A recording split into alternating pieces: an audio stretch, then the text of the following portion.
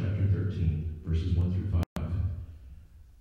Now, before the feast of the Passover, when Jesus knew that his hour had come, that he should depart this world to the Father, having loved his own who were in the world, he loved them to the end.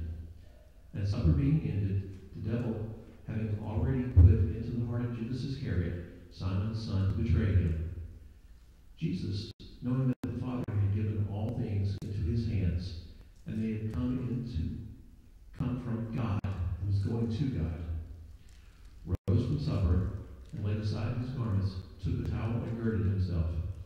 After that, he poured water into a basin and began to wash the disciples' feet and to wipe them with the towel which he was girded. Be seated, please.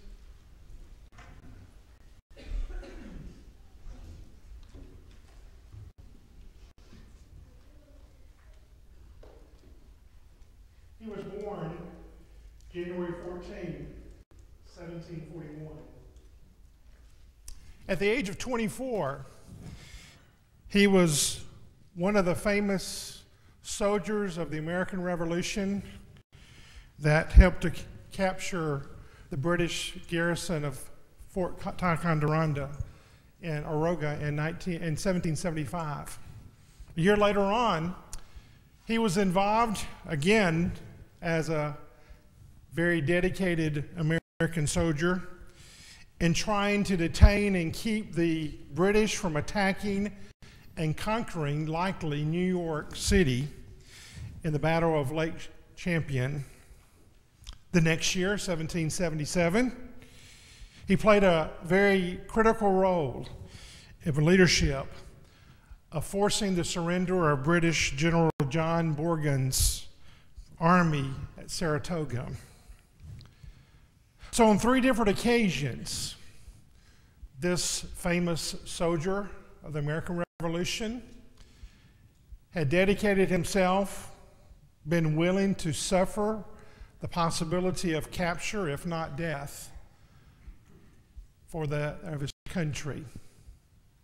However, this soldier did not receive the praise that he felt like he should have.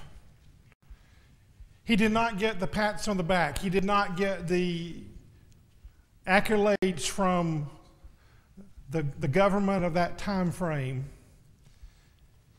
And thus in 1779,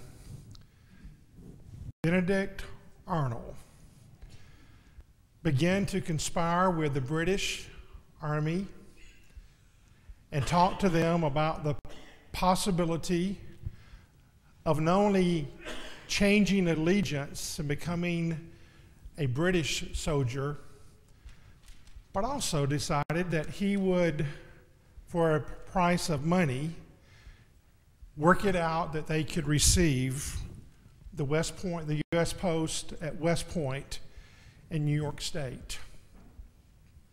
1780, the deed was done. Unfortunately, it did not work out the way he planned it to work out.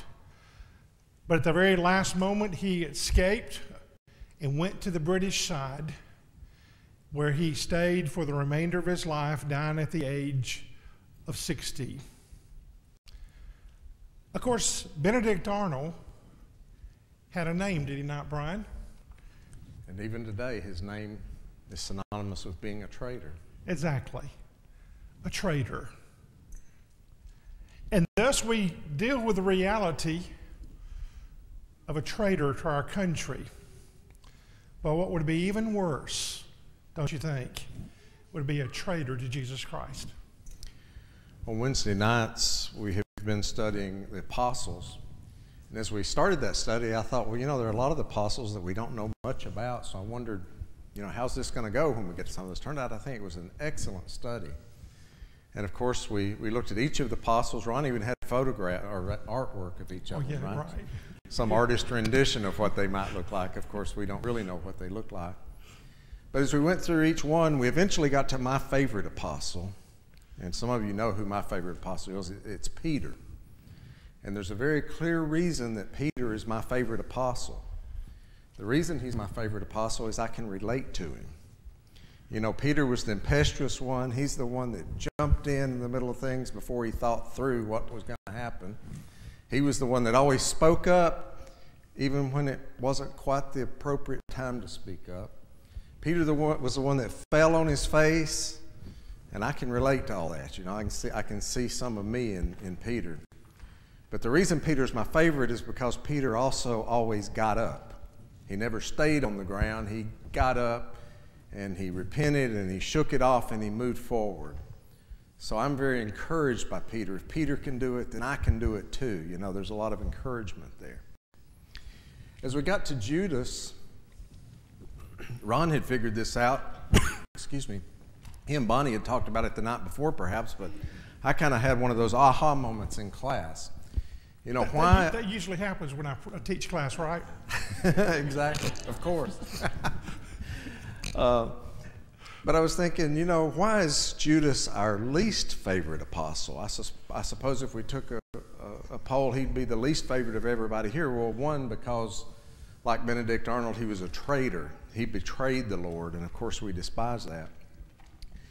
But it occurred to me that maybe it was a little bit deeper than that. And even though I may not want to really admit it, just like I can relate to Peter, unfortunately, I can also relate to Judas. Because there are traits that Judas had that, you know, I can see in myself. And today we're going to look at traits that Judas had that we can see in ourselves today. And those traits aren't very flattering. But I can relate to Judas because the things that tempted him are things that in some cases also tempt me, or all the things that tempted him are things that could tempt me. The other part is Judas did not start out evil. He was one of the chosen by Jesus. He was an apostle. He did a lot of good things, no doubt. But over time, he gradually let these temptations get to him. It wasn't just that he turned evil one day. I think we're going to see as we go through these that it took time. For example, he was a hypocrite. When we talked about our class that Wednesday night, the last study, we talked about the traits of a traitor, characteristics of a traitor, and several of you gave some wonderful traits that I'd never even thought about. But one of them obviously was a hypocrite. Because a traitor is someone that's a part of a group that decides to betray that group and go to the other side. And that's really what the definition of a hypocrite is. Someone that acts one way and then yet lives and does another way. You know, in Matthew chapter 23, Jesus just really lambasted the most religious group of the entire parts of Judaism, the Pharisees. And even though they were known to be great teachers of the law and great respecters of the law, scribes and Pharisees, Jesus yet reminded them over and again in that chapter, scribes, Pharisees, hypocrites. And the reason he called them a hypocrite is because they knew what to do, but they didn't do it. They did just the opposite. And that's exactly what Judas did. As Brian just said, you know, he didn't start out as being a hypocrite. I really do not believe that at all.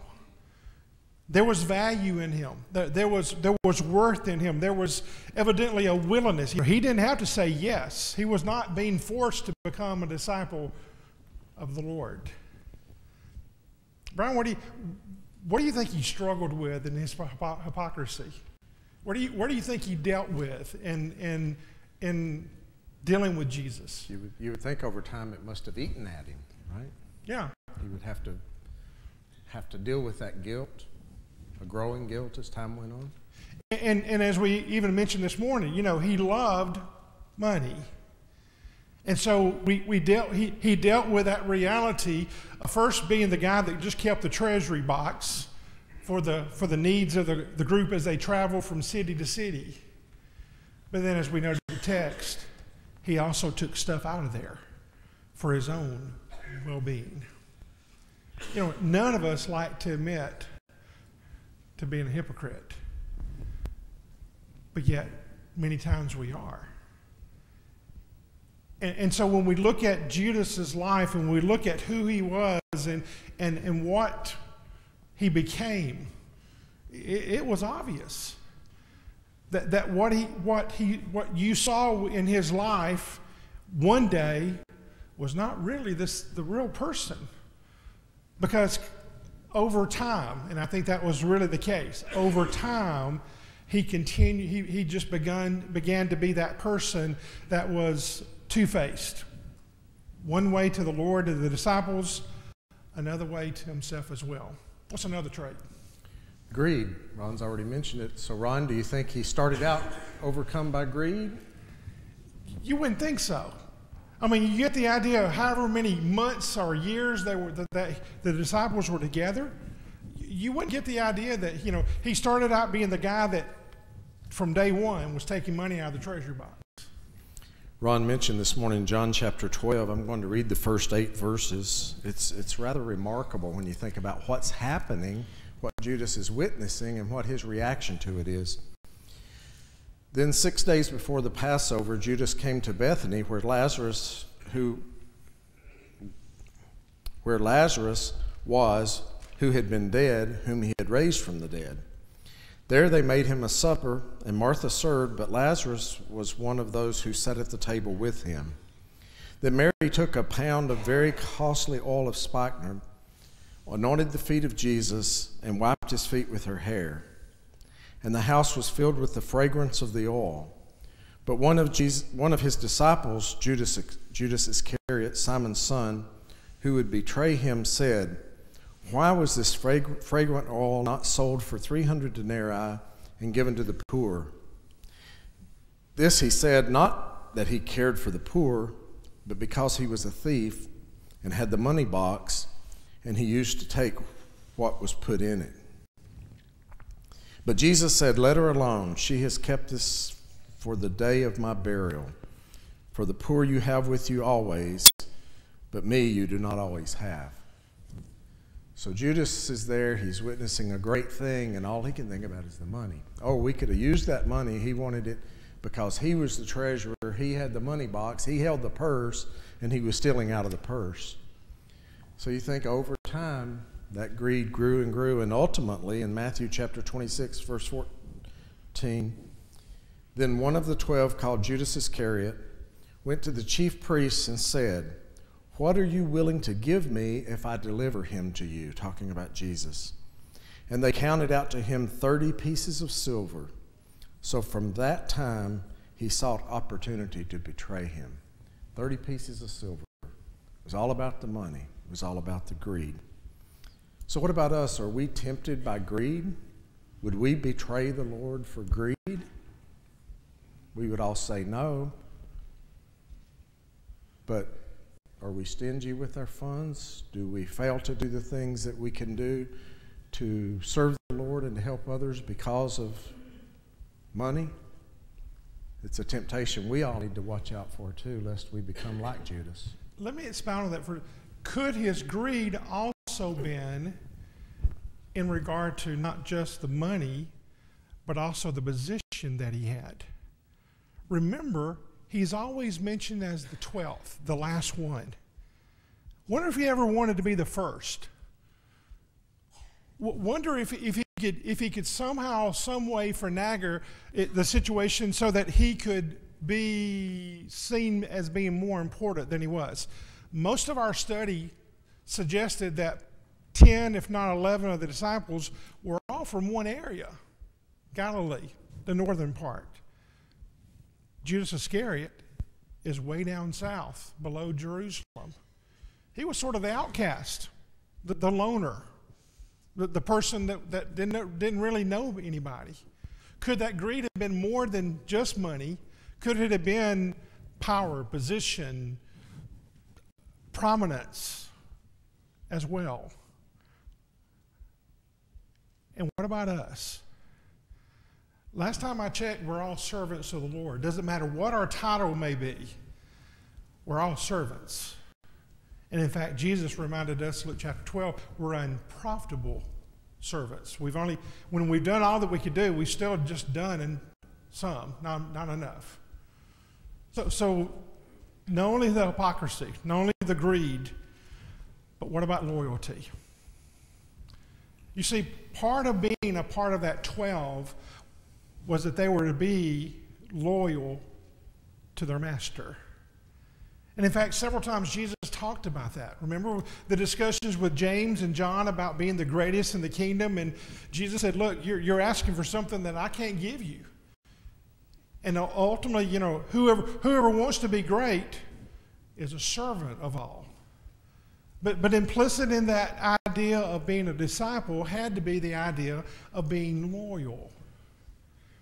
How many days do you think Judas got up in the morning following Jesus through Galilee or headed to Jerusalem?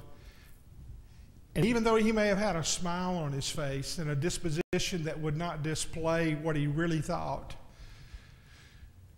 he wondered, man, do I have to do this again?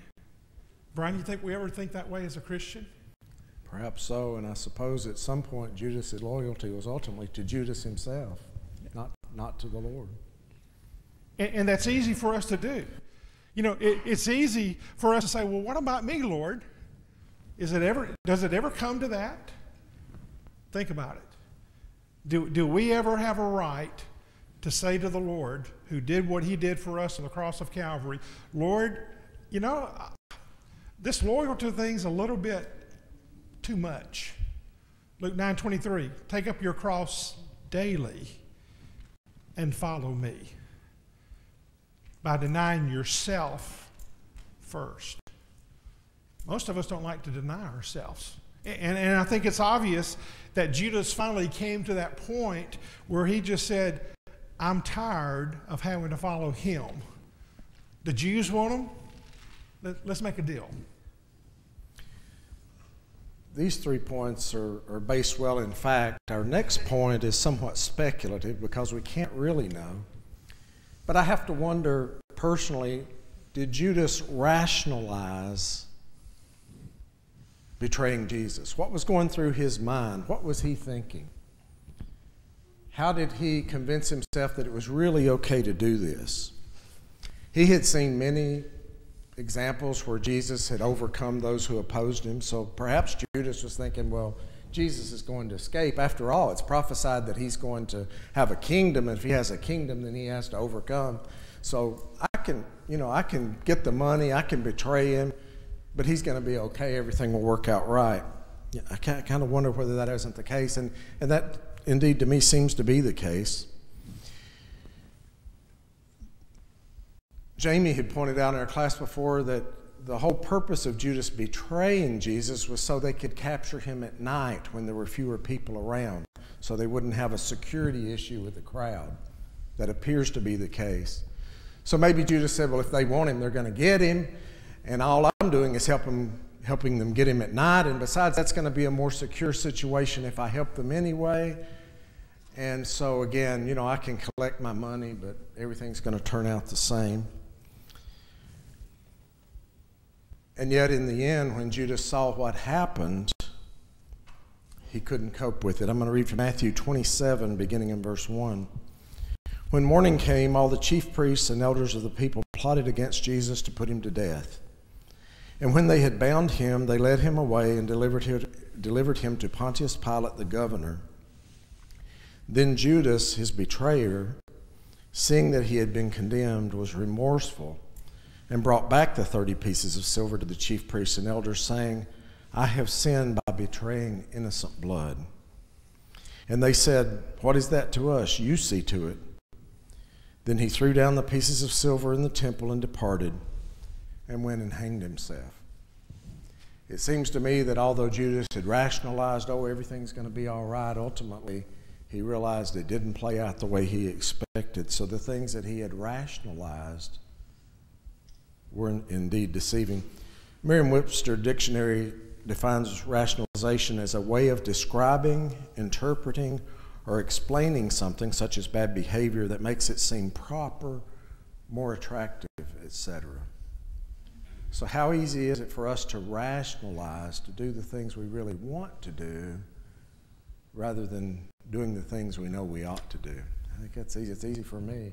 You know, I can justify somehow the things that I really want to do. We need to be careful that we don't end up like Judas and rationalize our way into doing those things that are very wrong. One other trait that we could talk for the rest of the day on other traits. Love. Did you notice what was read a moment ago, Jimmy read of John verse 1? Now before the feast of the Passover, when Jesus knew that his hour had come, that he should depart from this world to the Father, having loved his own who were in the world, he loved them to the end. And I think what John was meaning from that is Jesus was going to go all the way, even to Calvary, because he wanted these men and their families and all the other followers of Christ at that point in time to realize that the epitome of everything that's important of life goes back to love. How many times had Judas seen Jesus heal someone because of love? Raise someone from the dead. Take some demoniac person and change them into a brand new, sane, under control person yet again. All because of love. And yet Judas here basically said, Lord, I just don't love you anymore. I think it's interesting, though, that Judas feigned love. Exactly. He betrayed Jesus, and Jesus said, Judas, are you going to betray the Son of Man with a kiss? Exactly. An outward appearance of love, but it was anything but. Yeah. And of course, if you read the rest of the context, he had already told them, the person that I kiss is the one that you need to get. That's the, that was the sign. The man I kiss, that's the one, that's the leader, that's the one you're after. It's a terrible thought. But have we ever been guilty of betraying Jesus with a kiss? Kiss of greed? A kiss of wanting things in this world? A kiss of wanting to do our own thing? Going back to rationalization, rationalize to make it look okay, that we can live the way we live, or we can make the decisions that we make to do the things that we do. Could it be? And we think, well, I'm showing love for Jesus. No, not. Jesus said very simply, if you love me, keep my commandments. Not what you want, but what I want. That's why you're supposed to deny yourself, because you can't have self, self and me can't work together. That's just not possible in this life. So I asked the question, would Jesus see Judas in each one of us? When you look in the mirror, what do you see? Well, you see the way you are. And the same is true in regard to Christianity, in regard to what Jesus sees today.